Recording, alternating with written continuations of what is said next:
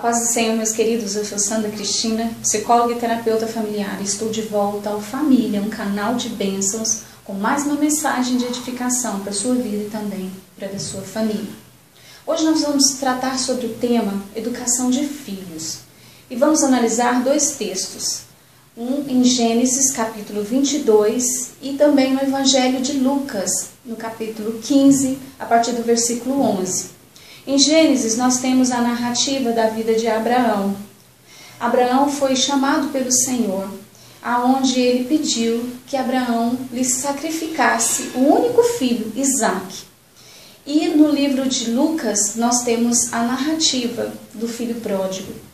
Um fazendeiro tinha 2 filhos e um deles chegou e pediu ao pai que lhe entregasse a sua parte da herança, que ele queria ir para o mundo conhecer e experimentar tudo que o mundo podia lhe oferecer. Muito bem, irmãos, o que nós podemos retirar para as nossas vidas práticas no dia a dia, para a educação dos nossos filhos? Primeiro, vamos analisar uma questão. Tanto Abraão quanto o fazendeiro, eles obedeceram ao Senhor porque eles acreditavam em Deus, porque eles tinham fé o suficiente para saber que Deus estaria cuidando dos seus filhos. Porque, na verdade, os filhos não são nossos, os filhos são de Deus. Então, nesse sentido, o que nós podemos aprender com esses dois exemplos é crer e, acima de tudo, confiar no Senhor, o cuidado, o zelo dos nossos filhos. Um segundo ponto que nós podemos analisar é em relação a Abraão. Quando ele estava no caminho, preparando o holocausto, o filho Isaque lhe perguntou: pai, nós temos a lenha, nós temos o fogo, cadê o cordeiro? E Abraão limitou-se simplesmente a responder para o filho que Deus, ele providenciaria o animal para ser sacrificado. O que nós podemos aprender desse instante é que os nossos filhos precisam de respostas coerentes no momento certo. Nós não temos que ficar dando satisfações além do necessário, porque os nossos filhos não têm maturidade em dado momento para compreender determinados assuntos. Imagine Abraão tentando explicar para Isaque que ele seria o sacrifício. A confusão que ele iria criar. Portanto, meu querido, minha querida, quando seu filho te vier questionar coisas que ele não está pronto para entender, para compreender, limite-se a responder estritamente o necessário. Você não tem que ficar dando explicações. Em gerações passadas, os filhos não partilhavam de discussões dos pais. Hoje se discute qualquer coisa na frente das crianças. Isso é um erro muito grave, porque eles não têm maturidade para entender. Assuntos muito simples, mas que eles ainda não conseguem, naquele instante, não têm a sabedoria necessária, não têm a visão para compreender o alcance daquela decisão que vai ser tomada. Outra situação que nós precisamos analisar é referente ao fazendeiro. O fazendeiro, quando o filho chega e lhe questiona sobre a sua herança, ele não pergunta onde foi que eu errei, o que eu fiz, meu filho fica. Não, simplesmente ele diz: toma meu filho e vá em paz. Queridos, nós precisamos confiar no Senhor e saber que Ele está na direção. E nós precisamos fazer aquilo que está ao nosso alcance, da nossa melhor forma. E aqui eu quero te perguntar: aonde você tem estado enquanto seu filho está na fase de desenvolvimento? Você tem sido um pai justo, uma mãe justa, que tem acompanhado, tem estado presente?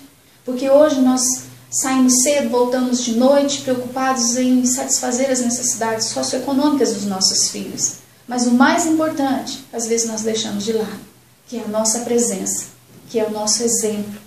Nós precisamos ensinar por meio dos exemplos, não de palavras. Então, aquele fazendeiro, ele deixou o filho ir embora, porque ele tinha a certeza da justiça no coração. Ele sabia que o filho um dia retornaria, porque ele foi justo. Então, se você tem provido casa, alimentação, vestuário, o estudo para os seus filhos, não se preocupe se hoje ele não está aqui com você, ou se ele tem se enveredado por caminhos que têm desagradado o seu coração. Se você foi justo, você pode descansar no Senhor, porque Deus, no momento oportuno, o trará de volta. E uma outra questão ainda mais séria, que nós precisamos analisar, com os exemplos de Abraão e também do fazendeiro, é em relação à frustração dos filhos. Abraão poderia, naquele instante que falou com o filho, que deu-lhe a explicação, ter criado 1000 desculpas para satisfazer o ego daquele jovem. Mas não, ele limitou-se a responder simplesmente que Deus proveria. Aquele fazendeiro também poderia ter tentado acolher toda aquela angústia daquele jovem, mas não, ele deixou que o filho fosse. Ele deixou o filho se ausentar de casa, mesmo sabendo que ele padeceria, que ele sofreria. Meus queridos, deixe os seus filhos caminharem, deixe os seus filhos crescerem e, sobretudo, aprenda a dizer não, aprenda a frustrar os seus filhos. O ser humano que cresce sem frustração, ele cresce achando que ele é onipotente, que ele tem todo o poder. Ele desenvolve um egocentrismo, ele se acha a pessoa mais importante, ele se torna egoísta, não sabe compartilhar, não tem amor, não tem compaixão, porque tudo é para ele, tudo é dele, tudo é em função dessa pessoa. Você precisa aprender a frustrar os seus filhos. Nós precisamos fazer isso nas nossas vidas diárias, porque toda pessoa, ela precisa passar pela frustração, porque a frustração, ela produz amadurecimento, ela produz crescimento em nós. Então, que você reflita, se você é aquele pai, aquela mãe, que quer satisfazer imediatamente o desejo do seu filho, pare e pense um pouquinho, o que você tem feito com essa criança? Lembre-se que ela não vai conviver só com você na sua casa. Vai chegar um dado momento que essa criança, ela vai conviver em sociedade. E de que modo que essa criança vai estar se relacionando? Como ela vai encarar as situações do dia a dia, aonde tem limites, aonde ela vai ter que respeitar a vez do outro? Como que ela vai se portar? Porque uma criança que só recebe sim dos pais, ela não sabe lidar com os limites e com as frustrações que o mundo vai com certeza oferecer a ela, porque o mundo tem regras. Na sociedade, nós convivemos em meio a regras. Então, essas crianças, elas precisam, desde cedo, aprender a lidar com a convivência, os relacionamentos pessoais e intrapessoais.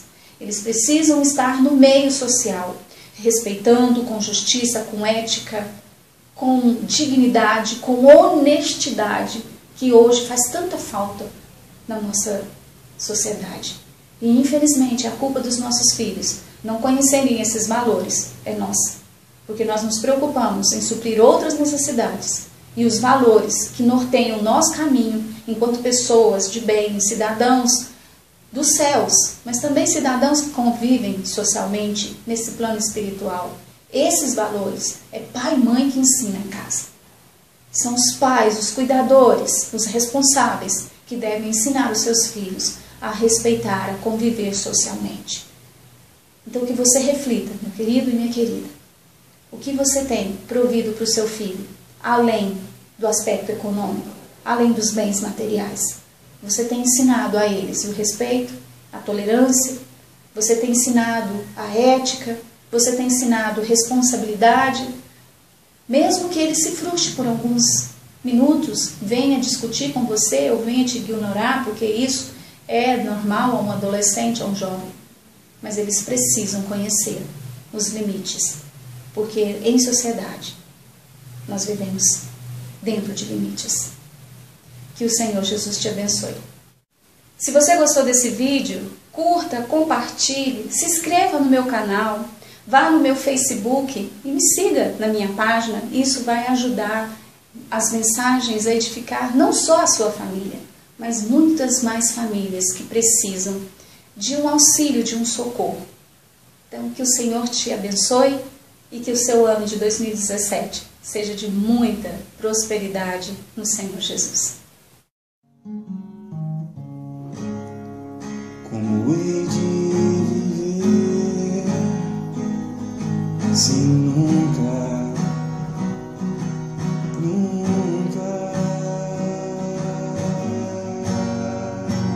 só o Senhor.